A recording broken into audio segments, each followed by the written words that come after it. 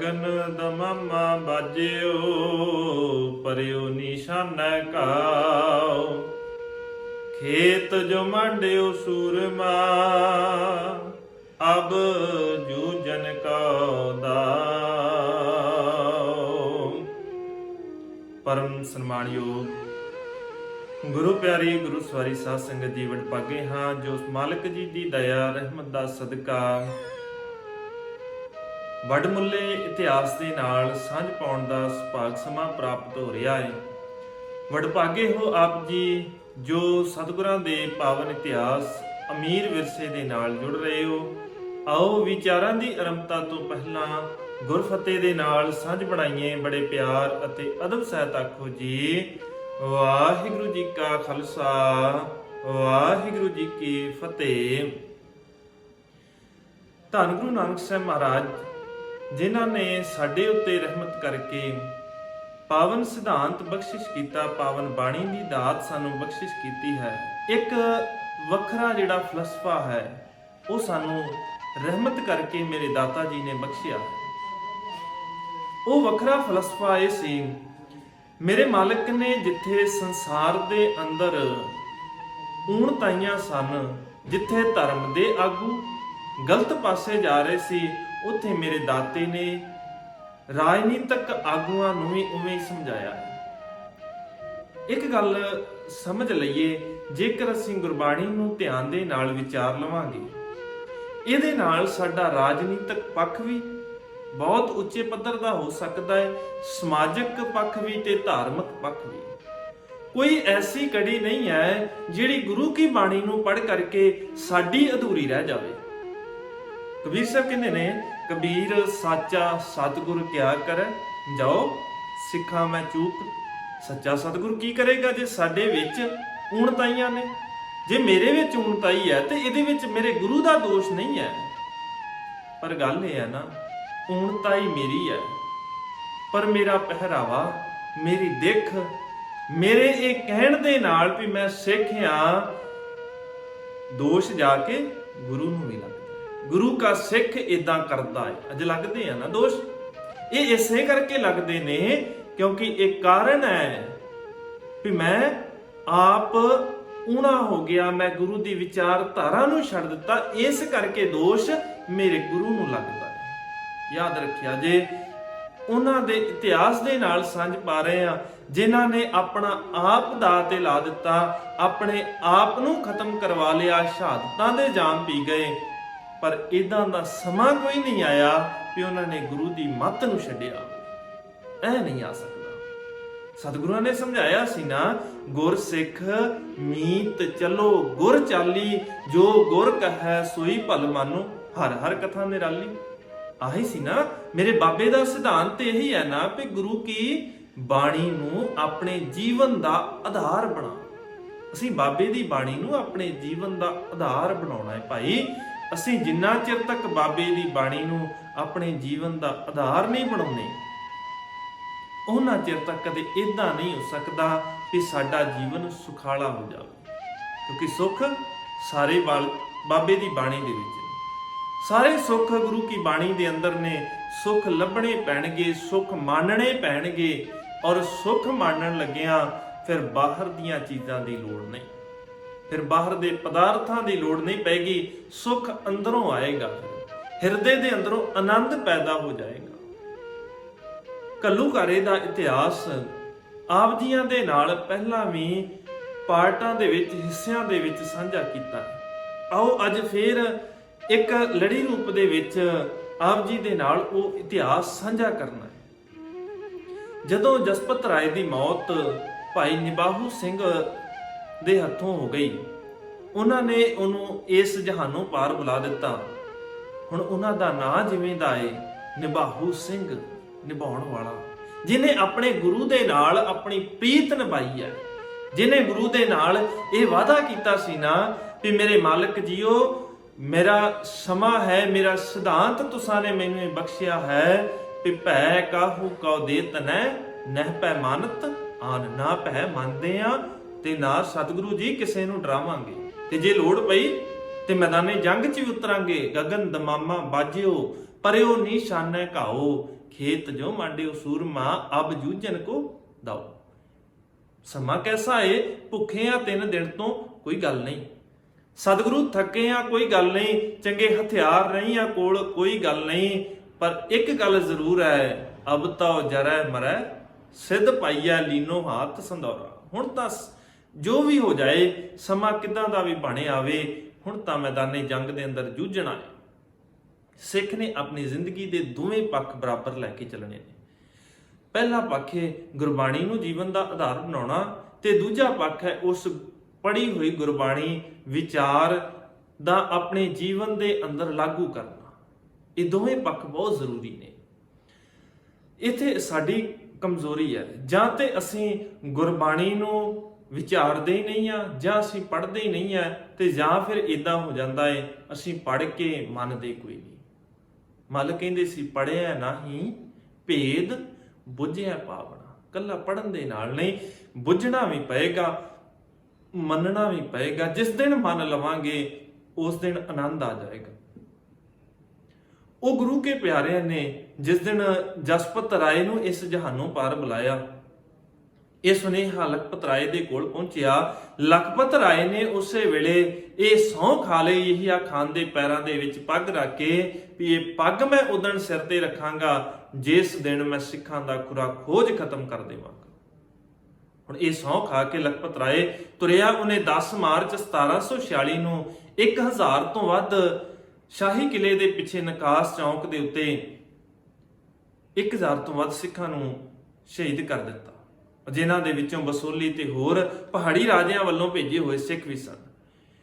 ਇਹ कई बार भुलेखा है भी साडा घाण किसे एक ने कीता है, नहीं, घाण किसे एक ने नहीं, साडा घाण हरेक उसने कीता है जिसनों सच नहीं सी पसंद। क्योंकि बाबे दी बाणी ने कहा सी, जे को बोलै सच कूड़ा जल जावे। सच बोलेगा झूठियां नूं अग लगेगी, झूठे तैनूं ऐ आके खत्म करन दा यतन करनगे, दबण दा यतन करनगे, क्योंकि झूठ नूं सच पसंद नहीं और झूठ दा दबदबा है, इस करके झूठ दबण दा यतन करेगा।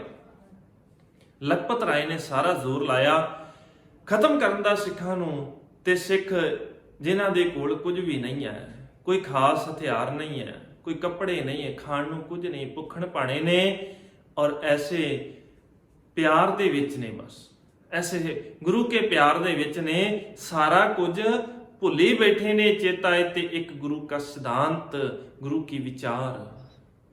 मैं बेनती करा, इतिहास पढ़ते हैं, सुनते हैं, गुरु की बाणी नूं पढ़ते हैं, उस इतिहास दे विचों असीं कुछ सीखना हुंदा है। जे सिखदे नहीं ते फिर कोई बहुती कोई फायदा नहीं है करन दा कुछ भी, इन्ना कुछ पढ़न दा जां सुनन दा। और कई बार असीं इदां कह दिंदे आ जी सानू तां नहीं पता लगा क्योंकि असीं पढ़िया नहीं सी, या इदां कह दिंदे जी सानू किसी ने दस्सिया नहीं, या ऐ कह दिंदे जी प्रचार च बहुत कमी है। प्रचार च कमी नहीं है, साडे समझण च कमी जरूर है। कदे ऐ अपने आप नूं सवाल करिए कि मैं कदे बचपन तो लैके हुण तक मैं कितनी बार अरदास सुनी है, कितनी क बार अरदास सुनी होवेगी ना बचपन तो लैके हुण तक। गुरु घर दे अंदर 2 बार तां हुंदी हुंदी है ना, जे कोई समागम ना होवे, सवेरे ते शाम नितनेम दी अरदास हुण ये तां जरूर सुनी होवेगी, पर कदे मन दे अंदर ये ख्याल आया जिन्हां ਸਿੰਘਾਂ ਸਿੰਘਣੀਆਂ ने धर्म हेत सीस दिते। मैं पूछा भाई साहब नूं, भाई साहब जी किहड़े ऐसे गुरु के प्यारे ने जिन्हां ने सीस दिते ने? पुछया कदे? किहदी गल चलदी है जिहने खोपड़ लवाया? किहदी गल चलदी है जिहने चरखड़ियां ते चढ़ के अपने आप नूं पोटा पोटा करके ऐ वढवा लिया, चरखड़ियां ते चढ़ के तूंबा तूंबा अपने शरीर दा पटवा लिया? कदे पुछया? फिर किते ना किते कारण मैं आ ना, मैं खुद आ। तां मेरे बाबे दी बाणी ने कहा सी, दद्दै दोष ना दिओ किसै, दोष कर्मा अपणिया, जो मैं किया सो मैं पाया, दोष ना दीजै अवर जना। दूजे नूं नहीं दोष, अपने आप। ਫਰਜ਼ ਆਪਣੇ ਨਿਭਾ। ਜਿਸ ਦਿਨ ਫਰਜ਼ ਨਿਭਾਉਣੇ ਸ਼ੁਰੂ ਕਰ ਦੇਵੇਂਗਾ, ਸਤਿਗੁਰੂ ਕਹਿੰਦੇ ਉਸੇ ਦਿਨ ਤਾਂ ਜ਼ਿੰਦਗੀ ਜਿਉਣੀ ਆ ਜਾਏਗੀ। ਫਰਜ਼ਾਂ ਦੀ ਗੱਲ ਬਾਬੇ ਕੀ ਬਾਣੀ ਨੇ ਬਹੁਤ ਵਾਰ ਕੀਤੀ ਹੈ, ਭਾਈ ਫਰਜ਼ ਨਿਭਾਵੀਂ। ਕਦੇ ਬਾਣੀ ਨੂੰ ਪੜ੍ਹ ਕੇ ਦੇਖੀਏ, ਸੁਚੱਜੀ ਬਾਣੀ ਨੂੰ ਪੜ੍ਹੀਏ, ਕਦੇ ਗੁਣਵੰਤੀ ਬਾਣੀ ਪੜ੍ਹ ਕੇ ਦੇਖੀਏ, ਤੈਨੂੰ ਫਰਜ਼ ਸਮਝ ਆ ਜਾਣਗੇ। ਮੇਰੀ ਜ਼ਿੰਦਗੀ ਦੇ ਫਰਜ਼ ਕੀ ਨੇ? ਅਸਲ 'ਚ ਬਾਣੀ ਨੇ ਫਰਜ਼ ਹੀ ਸਮਝਾਏ ਨੇ, ਸਾਨੂੰ ਜੀਣ ਦਾ ਢੰਗ ਸਿਖਾਇਆ ਹੈ ਵੀ ਜੀਣਾ ਕਿਵੇਂ ਹੈ, ਕਿੱਦਾਂ ਅਸੀਂ ਜੀ ਸਕਦੇ ਹਾਂ, ਕਿੱਦਾਂ ਸਾਡਾ ਜੀਣਾ ਜਿਹੜਾ ਸਫਲਾ ਹੋ ਜਾਏਗਾ, ਕਿੱਦਾਂ ਉਹ ਜਿਹੜੀ ਗੱਲ ਆ ਕਿ ਉਹ ਸਚਿਆਰਾ ਹੋਈ ਹੈ ਕਿ ਕੂੜਾ ਟੁੱਟਾ ਪਾਲ ਵਾਲੀ, ਉਹ ਕਿਵੇਂ ਅਸੀਂ ਜੁੜ ਸਕਦੇ ਹਾਂ, ਉਸ ਗੱਲ ਦੇ ਉੱਤੇ ਕਿਵੇਂ ਪਹਿਰਾ ਦੇ ਸਕਦੇ ਹਾਂ। ਜਿੱਥੇ ਗੁਰਬਾਣੀ ਨੇ ਸਾਨੂੰ ਸਿਖਾਇਆ ਸੀ, ਉੱਥੇ ਸਾਡੇ ਇਤਿਹਾਸ ਨੇ ਸਾਨੂੰ ਉਹ ਪ੍ਰੈਕਟੀਕਲ ਕਰਕੇ ਦਿਖਾਇਆ ਹੈ। ਪਰ ਅਸੀਂ ਨਾ ਤੇ ਥਿਉਰੀ ਤੋਂ ਸਮਝੇ ਆ, ਨਾ ਉਸ ਬਾਣੀ ਤੋਂ ਸਮਝ ਸਕੇ, ਤੇ ਨਾ ਅਸੀਂ ਪ੍ਰੈਕਟੀਕਲ ਤੋਂ ਕੁਝ ਸਿੱਖਿਆ ਹੈ। ਅਸੀਂ ਉਹ ਗਲਤੀਆਂ ਵੀ ਦੁਬਾਰਾ ਦੁਹਰਾਈਆਂ, ਅਸੀਂ ਉਹ ਸਾਰਾ ਕੁਝ ਕੀਤਾ, ਸਿੱਖਿਆ ਕੁਝ ਨਹੀਂ। ਅਸੀਂ ਸਿੱਖਣਾ ਸੀ ਉਹਨਾਂ ਗੁਰੂ ਕੇ ਪਿਆਰਿਆਂ ਦੀਆਂ ਸ਼ਹਾਦਤਾਂ ਚੋਂ ਕੁਝ ਸਿੱਖਣਾ ਸੀ, ਜਿਨ੍ਹਾਂ ਨੇ ਆਪਣਾ ਆਪ ਦਾਅ ਤੇ ਲਾਇਆ। ਸਿੱਖਾਂ ਦੇ ਉੱਤੇ ਉਹ ਵਕਤ ਜਿਹੜਾ ਸੀ ਉਹ ਬਹੁਤ ਭਾਰਾ ਹੈ, ਕਿਉਂਕਿ ਲਖਪਤ ਰਾਏ ਬੇਲਗਾਮ ਹੋ ਕਰਕੇ ਸਿੱਖਾਂ ਨੂੰ ਕੋਹ ਰਿਹਾ ਹੈ। ਯਹੀਆ ਖਾਨ ਦਾ ਵੀ ਸਾਰਾ ਜ਼ੋਰ ਹੈ ਵੀ ਉਹ ਮੈਂ ਇਹਨਾਂ ਨੂੰ ਖਤਮ ਕਰ ਦੇਵਾਂ। ਜ਼ਕਰੀਆ ਖਾਨ ਦੀ ਮੌਤ ਔਰ ਉਸ ਤੋਂ ਬਾਅਦ ਦਾ ਜਿਹੜਾ ਸਮਾਂ ਹੈ, ਜਾਂ ਜ਼ਕਰੀਆ ਖਾਨ ਦਾ ਆਪਣਾ ਸਮਾਂ ਹੈ, ਇਹ ਸਾਰੇ ਸਿੱਖਾਂ ਤੇ ਬੜਾ ਭਾਰੂ ਹੈ। ਹੁਣ ਇੱਧਰ ਲਖਪਤ ਰਾਏ ਨੇ ਸਾਰਾ ਜ਼ੋਰ ਲਾਇਆ ਹੈ, ਸਿੱਖਾਂ ਨੂੰ ਕਾਹਨੂੰਵਾਨ ਦੇ ਛੰਭ ਦੇ ਵਿੱਚ ਵੀ ਅੱਗ ਲਾ ਦਿੱਤੀ ਤਾਂ ਕਿ ਸਿੱਖਾਂ ਨੂੰ ਖਤਮ ਕੀਤਾ ਜਾਵੇ, ਔਰ ਦੂਜੇ ਪਾਸੇ ਨਾਲ ਹੀ ਆਪਣੀ ਫੌਜ ਨੂੰ ਹੁਕਮ ਦੇ ਦਿੱਤਾ ਵੀ ਜਿਹੜਾ ਸਾਹਮਣੇ ਆ ਜਾਵੇ ਉਹਨੂੰ ਖਤਮ ਕਰ ਦਿੱਤਾ ਜਾਵੇ। ਚੰਗੀ ਇੱਕ ਫੌਜ ਜਿਨ੍ਹਾਂ ਦੇ ਕੋਲ ਵੱਡੀਆਂ ਤੋਪਾਂ ਨੇ, ਬੰਦੂਕਾਂ, ਤੀਰ, ਜੋ ਹਥਿਆਰ ਚੰਗੇ ਨੇ ਉਹਨਾਂ ਦੇ ਕੋਲ ਨੇ, ਉਹਨਾਂ ਦਾ ਮੂੰਹ ਅੱਗ ਦੇ ਨਾਲ ਜੰਗਲ ਵਾਲੇ ਪਾਸੇ ਨੂੰ ਖੋਲ ਦਿੱਤਾ ਹੈ। ਬਚੇ ਹੋਏ ਸਿੱਖ ਜਿਹੜੇ ਨੇ ਉਹਨਾਂ ਨੂੰ ਵੀ ਜੇ ਕੋਈ ਬਚ ਜਾਂਦਾ ਹੈ, ਗੋਲੀ ਮਾਰ ਦਿੱਤੀ ਜਾਂਦੀ ਹੈ, ਕੈਦ ਕਰ ਲਿਆ ਜਾਂਦਾ ਹੈ। ਹਰੇਕ ਉਹ ਹੀਲਾ ਵਰਤਿਆ ਗਿਆ ਜਿਹਦੇ ਨਾਲ ਸਿੱਖ ਖਤਮ ਕਰ ਦਿੱਤੇ ਜਾਣ। ਪਰ ਸਿੱਖਾਂ ਕਦੇ ਆਪਣਾ ਮਾਣਮੱਤਾ ਇਤਿਹਾਸ ਤੇ ਪੜ੍ਹ ਕੇ ਦੇਖ, ਨਾਂ ਦੇ ਨਾਲ ਸਿੰਘ ਕੌਰ ਲਾ ਰਿਹਾ ਹੈ, ਕਦੇ ਸੋਚ ਕੇ ਤਾਂ ਦੇਖ ਇਸ ਸਿੰਘ ਕੌਰ ਦਾ ਮੁੱਲ ਕੀ ਤਾਰਿਆ ਹੈ। ਤੇਰੇ ਬਜ਼ੁਰਗਾਂ ਨੇ, ਤੇਰੇ ਆਪਣਿਆਂ ਨੇ ਇਹਦਾ ਮੁੱਲ ਕੀ ਤਾਰਿਆ ਸੀ, ਪਰ ਤੂੰ ਸਾਰਾ ਕੁਝ ਭੁੱਲਿਆ ਬੈਠਾ ਹੈ। ਸਿਆਣਪ ਨਹੀਂ ਹੈ, ਕੋਈ ਸਿਆਣਾ ਨਹੀਂ ਆਖਿਆ ਜਾ ਸਕਦਾ, ਕਿਉਂਕਿ ਤੈਨੂੰ ਮੁੱਲ ਨਹੀਂ ਪਤਾ, ਤੈਨੂੰ ਉਹਦੀ ਕੀਮਤ ਨਹੀਂ ਪਤਾ। ਜਿੰਨਾ ਕੁਝ ਕਰਕੇ ਇਹ ਸਾਰਾ ਕੁਝ ਤੈਨੂੰ ਮਿਲਿਆ ਸੀ। ਘਰ ਦੇ ਅੰਦਰ ਕੋਈ ਦੇ ਜਾਵੇ ਨਾ, ਬੱਚੇ ਦਾ ਜਨਮ ਦਿਨ ਹੋਵੇ, ਕੋਈ ਸਾਡੇ ਸਾਲਗਿਰਾ ਹੋਵੇ, ਕੋਈ ਖੁਸ਼ੀ ਦਾ ਸਮਾਗਮ ਹੋਵੇ ਸਾਡੇ ਘਰ ਦੇ ਅੰਦਰ, ਸਾਨੂੰ ਕੋਈ ਗਿਫਟ ਦੇ ਜਾਵੇ, ਤੇ ਫਿਰ ਅਸੀਂ ਕਿੰਨਾ ਸਾਂਭ ਕੇ ਰੱਖਦੇ ਆ। ਇਹ ਮੇਰੇ ਭਰਾ ਨੇ ਦਿੱਤਾ ਏ, ਇਹ ਮੇਰੀ ਭੈਣ ਨੇ ਮੈਨੂੰ ਗਿਫਟ ਦਿੱਤਾ ਏ, ਇਹ ਮੇਰੇ ਮਾਸੀ ਨੇ ਦਿੱਤਾ ਏ, ਇਹ ਮੇਰੇ ਮਾਮੇ ਨੇ ਦਿੱਤਾ ਏ, ਮੈਂ ਸਾਂਭ ਕੇ ਰੱਖਣਾ ਹੈ। ਉਹਦੀ ਕੁਝ ਕੁ ਕੀਮਤ ਹੈ, ਉਹ ਦੁਬਾਰਾ ਮਿਲ ਜਾਵੇਗਾ। ਤੂੰ ਸੋਚ ਕੇ ਦੇਖ, ਆ ਜਿਹੜਾ ਨਾਮ ਦੇ ਨਾਲ ਕੌਰ ਤੇ ਸਿੰਘ ਲਾਇਆ ਏ, ਇਹਦੀ ਕੀਮਤ ਕਿੰਨੀ ਵੱਡੀ ਹੈ, ਕਿੰਨਾ ਮੁੱਲ ਤਾਰਿਆ ਹੈ ਗੁਰੂ ਕੇ ਪਿਆਰਿਆਂ ਨੇ, ਤੇਰੇ ਬਜ਼ੁਰਗਾਂ ਨੇ ਕਿੰਨਾ ਮੁੱਲ ਤਾਰਿਆ ਹੈ, ਤੂੰ ਉਹ ਭੁਲਾ ਕੇ ਬੈਠਾ ਹੋਇਆ। ਕਦੇ ਯਾਦ ਕਰਕੇ ਦੇਖੀਏ, ਛੋਟੇ ਘੱਲੂਘਾਰੇ ਦੇ ਵਿੱਚ 10 ਤੋਂ 12,000 ਦੀ ਗਿਣਤੀ ਦੇ ਵਿੱਚ ਸਿੱਖਾਂ ਨੂੰ ਖਤਮ ਕਰ ਦਿੱਤਾ ਗਿਆ। ਸਿੱਖਾਂ ਦੀਆਂ ਸ਼ਹਾਦਤਾਂ ਹੋਈਆਂ। ਇਹਨਾਂ ਜ਼ੁਲਮ ਸਿਆਏ ਜਿਹੜੇ ਸਿੱਖ ਨੰਗੇ ਪੈਰ ਰੇਤਾ ਦੇ ਉੱਤੇ ਤੁਰਦੇ ਨੇ, ਜਿਨ੍ਹਾਂ ਦੇ ਕੋਲ ਪਾਉਣ ਨੂੰ ਕੱਪੜੇ ਨਹੀਂ ਹੈ, ਉਹ ਗੁਰੂ ਕੇ ਪਿਆਰੇ ਸਿਦਕੋਂ ਨਹੀਂ ਡੋਲਦੇ। ਤੂੰ ਨਿੱਕੀ ਜੀ ਗੱਲ ਦੇ ਪਿੱਛੇ ਛੱਡ ਕੇ ਗੁਰੂ ਨੂੰ ਕਹਿੰਦਾ ਮੇਰੀ ਅਰਦਾਸ ਪੂਰੀ ਨਹੀਂ ਹੋਈ, ਮੈਂ ਚੱਲਿਆ ਕਿਸੇ ਹੋਰ ਦੇ ਕੋਲ, ਤੇ ਸਤਿਗੁਰੂ ਕਹਿੰਦੇ ਫਿਰ ਤੇਰੀ ਲੋੜ ਵੀ ਨਹੀਂ ਹੈ, ਮੁੜ ਕੇ ਵੀ ਨਾ ਆਵੀਂ। ਜੇ ਇੰਨਾ ਹੀ ਢਿੱਲਾ ਹੈ, ਇੰਨਾ ਹੀ ਤੂੰ ਕਮਜ਼ੋਰ ਹੈ ਮਨ ਕਰਕੇ, ਤੇ ਫਿਰ ਤੂੰ ਕੀ ਕਰੇਂਗਾ?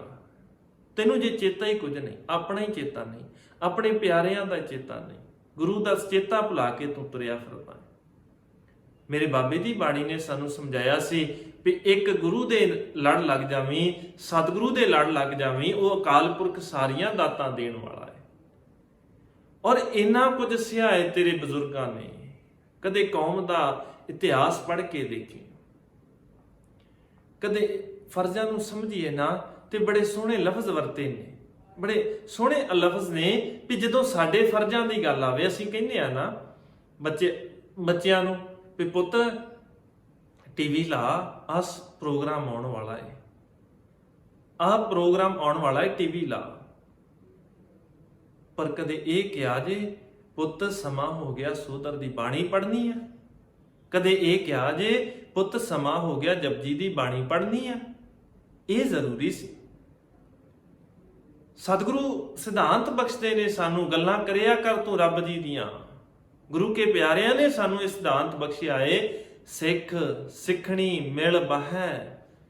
ਸਿੱਖ ਤੇ ਸਿੱਖਣੀ ਮਿਲ ਬੈਠਣਾ ਏ। ਅੱਜ ਬੈਠ ਰਹੇ ਆ ਨਾ, ਬੈਠ ਕੇ ਪ੍ਰਸ਼ਾਦਾ ਇਕੱਠੇ ਛਕਦੇ ਆ, ਪਰ ਪ੍ਰਸ਼ਾਦਾ ਛਕਦੇ ਆ ਜਾਂ ਤੇ ਗੱਲਾਂ ਕਿਸੇ ਹੋਰ ਦੀਆਂ ਜਾਂ ਫਿਰ ਆਪਣੀਆਂ ਸ਼ੌਹਰਤਾਂ ਦੀਆਂ, ਆਪਣੀਆਂ ਵਡਿਆਈਆਂ ਦੀਆਂ। ਸਤਿਗੁਰੂ ਕਹਿੰਦੇ ਇਹ ਨਹੀਂ ਸੀ ਕਰਨਾ। ਮਾਲਕ ਕੀ ਕਰੀਏ ਫਿਰ? ਗੁਰੂ ਕੇ ਪਿਆਰਿਆਂ ਨੇ ਸਾਨੂੰ ਸਮਝਾਇਆ, ਸਿੱਖ ਸਿੱਖਣੀ ਮਿਲ ਬਹਿ, ਕਰੈ ਚਰਚਾ ਅਪਾਰ, ਭਜਨ ਸਿਖਾਵੈ ਪੁੱਤਰ ਕਉ, ਨਿਤ ਭਜ ਬਾਰੰਬਾਰ। ਭਜਨ ਸਿਖਾ, ਆਪ ਪਹਿਲੋਂ ਕਰ, ਕਰੈ ਚਰਚਾ ਅਪਾਰ, ਉਸ ਅਪਾਰ ਪਰਮਾਤਮਾ ਦੀ ਚਰਚਾ ਕਰ। ਫਿਰ ਭਜਨ ਸਿਖਾਵੈ ਪੁੱਤਰ ਕਉ, ਆਪਣੇ ਪੁੱਤਰ ਨੂੰ ਵੀ ਭਜਨ ਸਿਖਾਈ, ਰੱਬੀ ਗੱਲਾਂ ਸਿਖਾਈ, ਤਾਂ ਕਿ ਉਹ ਚੰਗਾ ਸਿੱਖ ਬਣ ਸਕੇ। ਜੇ ਉਹ ਸਿੱਖ ਬਣ ਗਿਆ ਚੰਗਾ, ਫਿਰ ਉਹ ਚੰਗਾ ਡਾਕਟਰ ਵੀ ਬਣ ਜਾਵੇਗਾ, ਉਹ ਚੰਗਾ ਇੰਜੀਨੀਅਰ ਵੀ ਬਣ ਜਾਵੇਗਾ, ਉਹ ਸਾਰਾ ਕੁਝ ਬਣ ਜਾਵੇਗਾ। ਪਰ ਸਾਨੂੰ ਇਹੀ ਨਹੀਂ ਅੱਜ ਸਮਝ ਆ ਰਹੀ ਵੀ ਅਸੀਂ ਬਣਾਉਣਾ ਕੀ ਚਾਹ ਰਹੇ ਹਾਂ।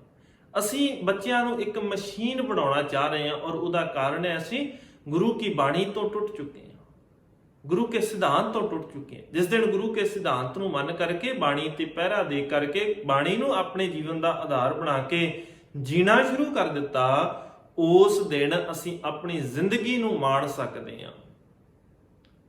ਫਿਰ ਆਪਾਂ ਕਹਿ ਸਕਦੇ ਹਾਂ ਜਿਹੜਾ ਸਤਿਗੁਰਾਂ ਨੇ ਸਾਨੂੰ ਕਿਹਾ ਹੈ, ਬੰਦੇ ਖੋਜ ਦਿਲ ਹਰ ਰੋਜ਼, ਨਾ ਫਿਰ ਪਰੇਸ਼ਾਨੀ ਮਾਹੇ, ਇਹ ਜੋ ਦੁਨੀਆ ਸ਼ਹਿਰ ਮੇਲਾ ਦਸਤਗੀਰੀ ਨਾਏ। ਤੂੰ ਇਹ ਹਉਮੈ ਦੀ ਫੜ ਮਾਰ ਰਿਹਾ ਨਾ। ਰੱਬੀ ਬਾਣੀ ਨੇ ਸੌਖਾ ਜਿਹਾ ਸਮਝਾਇਆ, ਬਾਰ-ਬਾਰ ਇੱਕ ਉਪਦੇਸ਼ ਕੀਤਾ ਹੈ, ਇੱਕ ਗੱਲ ਸਮਝਾਈ ਹੈ ਸਾਨੂੰ, ਉਹ ਹੈ ਵੀ ਬੰਦਿਆ ਜ਼ਿੰਦਗੀ ਦਾ ਆਧਾਰ ਹੈ ਵੀ ਤੂੰ ਹਉਮੈ ਨੂੰ ਛੱਡ। ਤੂੰ ਹਉਮੈ ਦੇ ਕਰਕੇ ਖੁਆਰ ਹੋ ਗਿਆ ਹੈ। ਹਉਮੈ ਛੱਡਣਾ ਸਾਰਿਆਂ ਤੋਂ ਔਖਾ ਹੈ, ਪਰ ਜ਼ਰੂਰੀ ਵੀ ਸਾਰਿਆਂ ਤੋਂ ਹੀ ਹੈ। ਇੱਕ ਵਾਰ ਨਹੀਂ, ਗੁਰਬਾਣੀ ਨੇ ਕਿੰਨੀ ਕੁ ਵਾਰ ਇਹ ਗੱਲ ਕਹੀ ਹੈ ਵੀ ਇਹ ਛੱਡ ਦੇ, ਕਰ ਬੰਦਗੀ ਛਾੜ ਮੈਂ ਮੇਰਾ, ਛੱਡ ਦੇ ਆ ਮੈਂ ਮੇਰਾ, ਬੰਦਗੀ ਕਰਿਆ ਕਰ।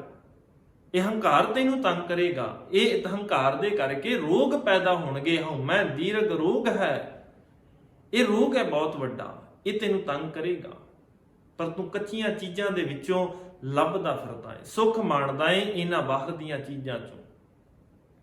ਤੂੰ ਸੁੱਖ ਲੱਭਦਾ ਹੈ ਵੱਡੀਆਂ ਗੱਡੀਆਂ ਦੇ ਵਿੱਚੋਂ, ਲੈ ਕੇ ਆ, ਮਨਾਹੀ ਨਹੀਂ ਹੈ, ਜਿੰਨੀ ਵੱਡੀ ਲਿਆ ਸਕਦਾ ਲਿਆ, ਪਰ ਇਹ ਜ਼ਰੂਰ ਚੇਤਾ ਰੱਖੀ ਕਿਸੇ ਦਾ ਖੋ ਕੇ ਨਾ ਲਿਆ, ਕਿਸੇ ਦਾ ਲੁੱਟ ਕੇ ਨਾ ਲਿਆ। ਆਪਣੀ ਲੈ ਕੇ ਆ, ਚੰਗੀ ਲੈ ਕੇ ਆ, ਔਰ ਉਹਦਾ ਹੰਕਾਰ ਨਾ ਕਰੀ। ਲੈ ਕੇ ਆ, ਕੋਈ ਮਨਾਹੀ ਨਹੀਂ ਹੈ, ਚੰਗੇ ਬਸਤਰ ਪਾ, ਕੋਈ ਮਨਾਹੀ ਨਹੀਂ ਹੈ, ਪਰ ਕਿਸੇ ਦੇ ਦੇਖ ਕੇ ਤੰਗ ਨਾ ਹੋਈ, ਔਰ ਆਪਣੇ ਦੇਖ ਕੇ ਹੰਕਾਰ ਨਾ ਕਰੀ, ਕਿਸੇ ਨੂੰ ਤੰਗ ਨਾ ਕਰੀ।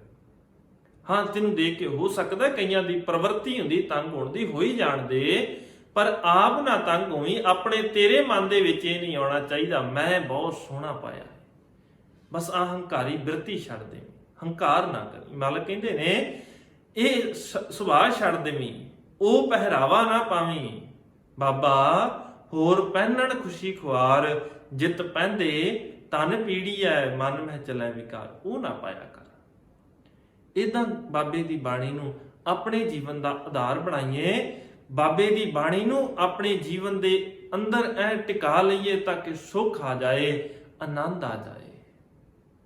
ਕੱਲੂ ਘਰੇ ਨੂੰ ਮਨਾ ਰਹੇ ਆ ਤੇ ਮਨੋਰਥ ਇਹ ਹੋਣਾ ਚਾਹੀਦਾ ਏ, ਮੈਂ ਉਹ ਦਿਨ ਚੇਤਾ ਰੱਖਣਾ ਹੈ, ਆਪਣੇ ਬੱਚਿਆਂ ਨੂੰ ਚੇਤਾ ਕਰਾਉਣਾ ਹੈ, ਆਪਣੇ ਪਰਿਵਾਰ ਦੇ ਅੰਦਰ ਬੈਠ ਕਰਕੇ ਇਹ ਗੱਲ ਕਰਨੀ ਹੈ ਕਿ ਮੈਂ ਇਹ ਜੀਵਨ ਦੇ ਅੰਦਰ ਕਿਵੇਂ ਲੈ ਕੇ ਆਵਾਂ। ਕਿਵੇਂ ਦਾ ਜੀਵਨ ਹੋਏਗਾ ਜਿਨ੍ਹਾਂ ਨੇ ਆਪਣੇ ਘਰ ਘਾਟ ਛੱਡ ਦਿੱਤੇ, ਜਿਨ੍ਹਾਂ ਨੇ ਕੁਝ ਵੀ ਨਹੀਂ ਆਪਣੇ ਕੋਲ ਰੱਖਿਆ ਤੇ ਕੋਲ ਇੱਕੋ ਹੀ ਚੀਜ਼ ਸੀ, ਉਹ ਕੋਲ ਸੀ ਸਿਧਾਂਤ। ਅਸੀਂ ਸਿਧਾਂਤ ਛੱਡ ਕੇ ਬਹੁਤ ਕੁਝ ਇਕੱਠਾ ਕਰ ਲਿਆ, ਪਰ ਸਿਧਾਂਤ ਛੱਡ ਦਿੱਤਾ। ਜ਼ਰੂਰੀ ਹੈ ਸਿਧਾਂਤ ਨੂੰ ਆਪਣੀ ਜ਼ਿੰਦਗੀ ਦਾ ਆਧਾਰ ਬਣਾਉਣਾ। ਸਤਿਗੁਰੂ ਸਮਤ ਬਖਸ਼ਿਸ਼ ਕਰਨ, ਦਇਆ ਕਰਨ, ਸਾਡੀ ਜ਼ਿੰਦਗੀ ਦੇ ਅੰਦਰ ਆਪਣੇ ਪਾਵਨ ਬਚਨਾਂ, ਪਾਵਨ ਸਿਧਾਂਤਾਂ ਦੀ ਦਾਤ ਬਖਸ਼ਿਸ਼ ਕਰਨ। ਗੁਰੂ ਦੇ ਕੋਲ ਆ ਕੇ ਅਰਜ਼ੋਈ ਕਰੀਏ, ਮੇਰੇ ਦਾਤਾ ਜੀ ਦਇਆ ਕਰੋ, ਰਹਿਮਤ ਕਰੋ। ਕਿਉਂਕਿ ਮੇਰਾ ਸੁਭਾਅ ਕਿਵੇਂ ਦਾ ਹੈ, ਮੇਰੇ ਕੋਲ ਤੇ ਔਗਣ ਹੀ ਔਗਣ ਨੇ। ਮੈਂ ਤਾਂ ਉਸ ਭਾਂਡੇ ਵਰਗਾ ਕੱਚੇ, ਜਿਸ ਭਾਂਡੇ ਨੂੰ ਜਿੰਨਾ ਵੀ ਧੋਵਾਂਗੇ ਉਨਾ ਹੀ ਉਹਦੇ ਚੋਂ ਮਿੱਟੀ ਖੁਰਦੀ ਆਏਗੀ, ਉਨੀ ਗੰਦਗੀ ਨਿਕਲਦੀ ਆਏਗੀ। ਮਾਟੀ ਕਾ ਕਿਆ ਧੋਪੈ ਸੁਆਮੀ, ਮਾਨਸ ਕੀ ਗਤ ਇਹੀ। ਕਿੰਨੇ ਕੁ ਔਗਣ ਨੇ, ਜੇਤਾ ਸਮੁੰਦ ਸਾਗਰ ਨੀਰ ਭਰਿਆ, ਤੇ ਔਗਣ ਹਮਾਰੇ। ਦਇਆ ਕਰੋ ਕਿਛ ਮਿਹਰ ਉਪਾਵੋ, ਡੁੱਬਦੇ ਪੱਥਰ ਤਾਰੇ। ਜਿਹੜਾ ਅਗਨ ਬਰਾਬਰ ਤਪੈ, ਭੀਤਰ ਵਗੈ ਕਾਤੀ। ਪ੍ਰਣਵਤ ਨਾਨਕ ਹੁਕਮ ਪਛਾਣੈ, ਸੁਖ ਹੋਵੈ ਦਿਨ ਰਾਤੀ। ਸੁਖ ਚਾਹੀਦਾ ਏ, ਹੁਕਮ ਪਛਾਣ ਕੇ ਹੁਕਮ ਮੰਨਣਾ ਪਏਗਾ। ਹੁਕਮ ਮੰਨਣ ਲੱਗ ਗਏ ਤਾਂ ਸੁਖ ਹੀ ਸੁਖ ਹੈ। ਸਤਿਗੁਰੂ ਦਇਆ ਕਰ ਦੇਣ, ਰਹਿਮਤ ਕਰਨ ਸਾਡੀ ਜ਼ਿੰਦਗੀ ਦੇ ਅੰਦਰ। ਉਹ ਸਿੱਖੀ ਦੀ ਦਾਤ, ਉਹ ਸਿਧਾਂਤ ਦੀ ਦਾਤ, ਉਹ ਸਿਦਕ ਦੀ ਦਾਤ ਬਖਸ਼ ਦੇਣ, ਜਿਸ ਸਿਦਕ ਦੇ ਆਸਰੇ ਦੇ ਨਾਲ ਉਹ ਗੁਰੂ ਕੇ ਪਿਆਰਿਆਂ ਨੇ ਇੰਨੀਆਂ ਸ਼ਹਾਦਤਾਂ ਸਹੀਆਂ ਨੇ, ਇੰਨੀਆਂ ਸ਼ਹਾਦਤਾਂ ਦੇ ਜਾਮ ਪੀਤੇ ਨੇ। ਆਪ ਸਰਬੱਤ ਸੰਗਤਾਂ ਨੇ ਇਹ ਯਤਨ ਕਰਨਾ ਹੈ ਕਿ ਆਪਣੇ ਬੱਚਿਆਂ ਨੂੰ ਇਹ ਸਿੱਖੀ ਦੀ ਦਾਤ ਜਿਹੜੀ ਬੜੀ ਅਮੋਲਕ ਹੈ, ਬੜੀ ਮਹਿੰਗੀ ਮਿਲੀ ਹੈ, ਉਹ ਉਹਨਾਂ ਤੱਕ ਜ਼ਰੂਰ ਪਹੁੰਚਾਉਣੀ ਹੈ। ਇਹ ਸਾਡਾ ਫਰਜ਼ ਬਣਦਾ ਹੈ ਕਿ ਸਿੱਖੀ ਦੀ ਇਹ ਅਣਮੁੱਲੀ ਦਾਤ ਉਹਨਾਂ ਬੱਚਿਆਂ ਤੱਕ ਜ਼ਰੂਰ ਪਹੁੰਚਾਈ ਜਾਵੇ। ਮਾਲਕ ਜੀ ਦਇਆ ਕਰਨ, ਹੋਈਆਂ ਬੇਅੰਤ ਭੁੱਲਾਂ ਦੀ ਖਿਮਾ। ਬੁਲਾਓ ਜੀ ਫਤਿਹ, ਆਖੋ ਜੀ ਵਾਹਿਗੁਰੂ ਜੀ ਕਾ ਖਾਲਸਾ, ਵਾਹਿਗੁਰੂ ਜੀ ਕੀ ਫਤਿਹ।